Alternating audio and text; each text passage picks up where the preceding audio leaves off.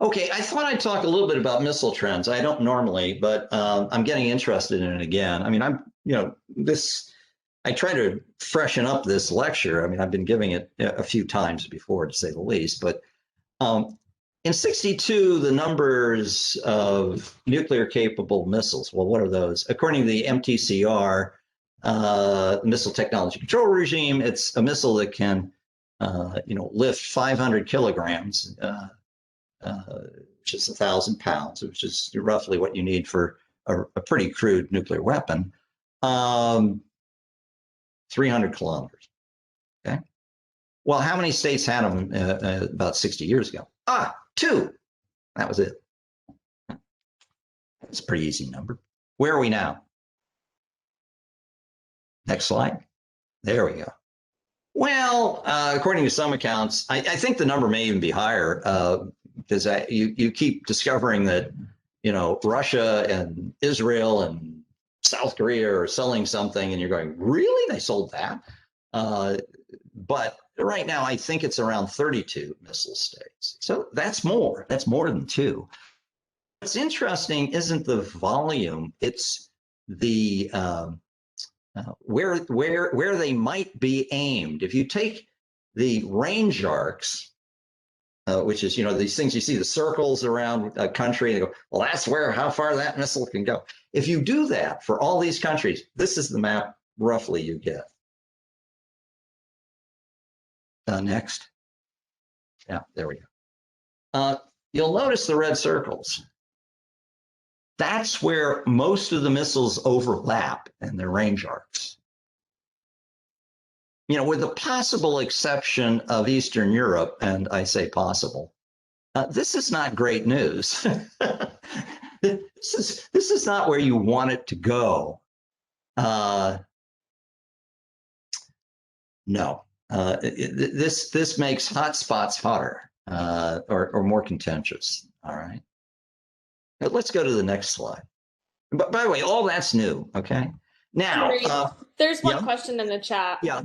What's the question here? Is a missile state defined as a country that possesses a Category 1? Yes. Yes. I don't think any of the states that I listed amongst the 32 have missiles below the range of, right now, I think about 400 kilometers, and they're pretty big. They're like the Loral or the Iskander. That's the smallest missile amongst that listing. So it's a pretty interesting listing. I think it gets more interesting as I get into this slide, which may take a while, but here goes. We've kind of covered some trends, and I'd like to talk about a few that we haven't, because I'm starting to think about a problem that I don't think enough people have thought about. You know how I kind of denigrated the immediate prospects for nuclear terrorism. I had some correspondence with Bruce Hoffman, who I encouraged you to read when we got to the nuclear terrorism section, and where he talked about how terrorism is going online, individuals, and usually using folks that live in your country. So I asked him, well, do you think, nuclear terrorism is very likely? He said, well, no, and gave me all these arguments. And then I thought about something Roberta Wohlstetter wrote about. She was very good on terrorism. She said, well, it may well be that now, or for this moment, people are rather see a lot of people watching TV than a lot of people looking at a lot of dead people. That terrorists want people to watch more than they want to kill. Well, okay, but I think her point was that may change over time. That to get people to watch, you're going to have to do more and more. And pretty soon, it's going to be a lot of people. I think we talked about Abqaiq, how missiles in the hands of proxies, in this case, I guess they argued it was the Houthis or someone operating out of Iraq, someone they claimed, was under the direction of the Iranians, but maybe plausibly, deniably not the Iranians. Nobody knows. But certainly they were missiles that came from probably Iran. I mean, almost undoubtedly Iran, or versions thereof. These things, penetrated for the first time in history missile defense systems, and they work really well. Okay, so that's one development that we talked about. Another that I don't know that we talked enough about was the blast this summer in Beirut. And there's a picture of it right there. You can see that big explosion. That was 1/3 of a kiloton. Now, I did some study and discovered that actually there was a chemical explosion that occurred, I don't know where, that was larger. I mean, wow. But here's the difference. Nobody had pictures of the damn thing, as best I can tell. And it certainly wasn't on video. Everyone saw this. This is the new normal. An explosion like this in a city now would be, oh, yeah, that's awful. But yeah, we saw that before. Okay. So that's another development. And then finally, the spread of, well, not finally, third is what was going on up until recently, and probably will continue if we're not lucky, between Azerbaijan and Armenia. Each side has roughly the equivalent of a Pershing II that doesn't have much range. The Laurel missile and the Iskander, these things are pretty accurate, 10 meters CEP, and they travel very quickly. They go 300 to 500 kilometers. Well, these are pretty weak countries. They have these very, if you will, they're third-rate countries, if you want to be disparaging, with first-rate weapons. They also used lots of drones in the case of Azerbaijan. Very accurate systems. And what did they threaten each other with? Oh, we will strike your reactor, Armenia, with one of our precise weapons. Well, if you do that, we will strike one of your dams or one of your petrochemical plants, Armenia argues. They actually use some missiles to lay down cluster munitions. A Laurel missile was used to break up a bridge that was critical logistically and politically for Armenia to hold on to territory. And so it wasn't quite a military target, and it wasn't quite a value target. It's interesting new uses of missiles. But the other things listed are what you'd have to call value targets. So let's go to the last development, the Houthis and Hezbollah. Look at this Burkhan 2H missile. I don't know exactly how to scale that, but that is quite a large missile. That is a Scud life-size thing.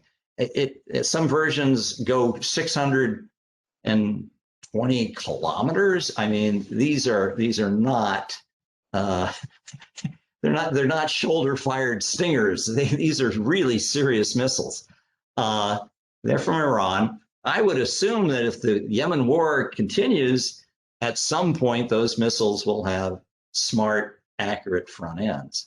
The Fateh 110, which is what Hezbollah has, is indeed getting retrofitted with smart front ends. And that means they will be quite accurate. Well, what do we make of all this? Let me propose something. And certainly it's a research topic I'm going to pursue.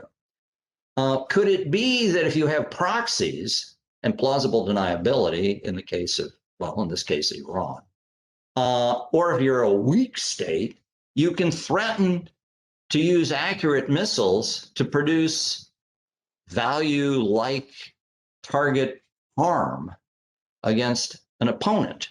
And that, in fact, you pretty much, if you hit a reactor, for example, can produce, if you wanted to, all the way up to Chernobyl-like effects. And if you wanted to, you could find a sympathetic target. How about a gas depot, a natural gas depot? There happens to be one in Tel Aviv, by the way. In every major city, there happens to be one, I suspect. You hit one of those, you get quite an additional energy release besides the explosion of your missile. we could be moving in a direction where the use of accurate missiles might be somewhat indiscriminate, which is counterintuitive, I think.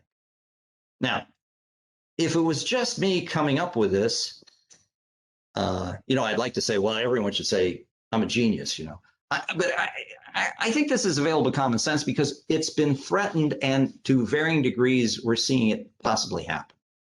So I would consider this another trend that deserves attention. Now you say, well, what's this got to do with nuclear? Remember catalytic war? It could be that if you had an explosion like the one there in Beirut that you induced, and someone thought that someone else was responsible, that was a state, you could get a war going. And it could be that you could get the war going and involve countries that do have nuclear weapons, like Israel. And if they were firing back at Iran, maybe you would involve Russia. So this is kind of how wars get started that are big. They start small sometimes, and I don't know that we're gaming that.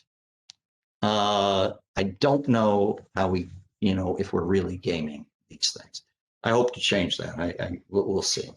All right. Now, what is the next slide? I think we're going to probably have to hide it. Okay, go back. Go back. All right. Well, I put all these trends. I had something on missiles and something on, use policies and, all these other things. And I thought, well, this is terrific. I put this together, I think, about a decade ago. Yeah, roughly. And so to test the waters, I thought, well, since everybody's interested in zero, I'll talk about these trends. One of the trends, of course, would be we're worried about going down, but as we go down, what if everyone has the capacity to shoot high up? People hadn't quite thought about that. So I thought, okay, I'll make a big splash with that idea. And I published several versions of the research in a number of respected journals. It got the attention of the Commission on the U.S. Strategic Posture. But then, as best I can tell, that commission had the participation of about 90% of Washington.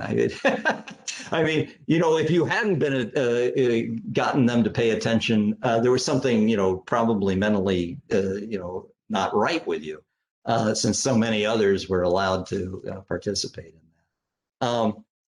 So I laid that out, and okay, and I even think I got a little bit of traction because I noticed that Secretary of Defense Rumsfeld started to talk about something that I called the sprint to equality. In other words, China in particular, and maybe India, would try to ramp up as Russia and the United States try to go down to zero. They might meet us somewhere, and then there'd be parity. But he called it not a sprint to equality, but a sprint to parity. So I filed that away. I said, well, maybe he read that.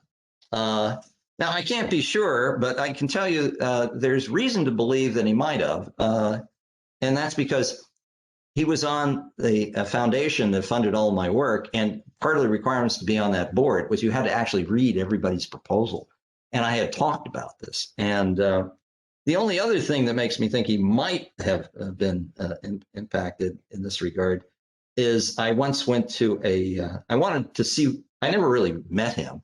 So I went to a breakfast with, I guess, 200 other people, and he gave a talk, and he actually, referenced sprint to parity. So I thought I'd get up and ask a question.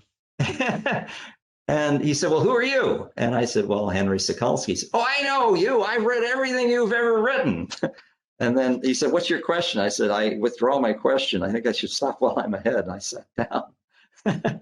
Anyway, besides that, I have to say the impact of the work that I did was pretty marginal, as best I can tell. And I couldn't really figure out why. So I decided maybe I needed to think about that. I got a call about that time from my alma mater, the University of Chicago. And as I've explained to you, I have this rather dubious degree, a all but dissertation. It took me about 8 years. I decided I had enough. There's actually a more involved story you don't want to hear, which has to do with when I finally handed in what was the master's. They wanted to give me a PhD, but the rules people couldn't, and so I just said, "Screw it, I'm done." So, in any case, they called.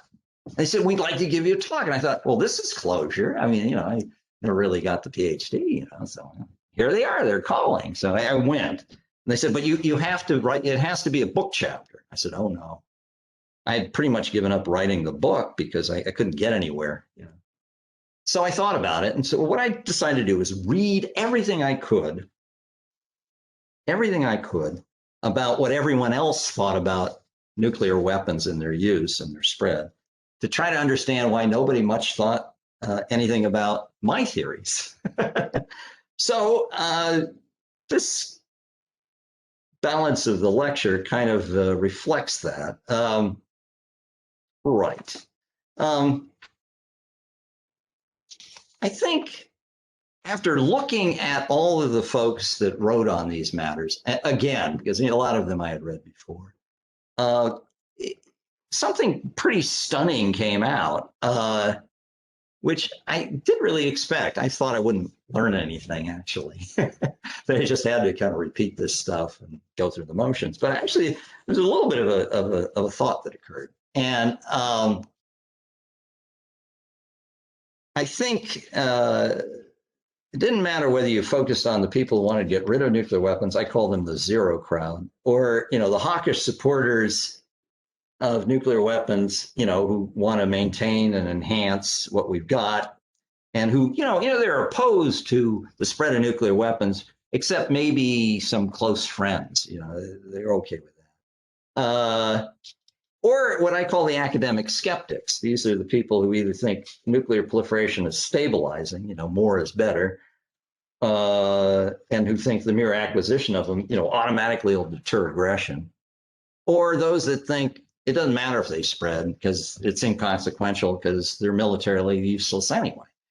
Didn't matter which school you read, and I read them all. No matter what you read, they all agreed on one thing. Things would get better if you just followed their advice. I thought that was weird. I mean, how in the world could you come to that kind of conclusion on the basis of what we know? How many data points do we have on use? Quick. How many? Come on now, I'm not going any further. How many data points do we have on the use of nuclear weapons? Well, are you talking about the use of nuclear weapons or nuclear testing? Yes, I'm talking about the use of nuclear weapons. But how many times have they been used? Twice, but you could argue that they've been used in anger. Come on now. In war, how many times? 2. Thank you. All right. Now, have you ever done a regression analysis for a political science class with 2 data points? Don't. But this is what they're doing intellectually, yeah? Intellectually, this is what they're doing. That seemed to me incredibly cocky. So I looked at these things and I thought, no, wait a minute, though. Maybe the way to look at this is not that anyone's right or wrong. What is it that they got right, or it's the strongest part of these arguments, and what are the weakest parts? Because I think, in fairness to each school, they each kind of grab onto something that's kind of interesting, and they each kind of stumble, but in different ways. And I think it's useful for us to kind of look at that as we close out this instruction period, okay?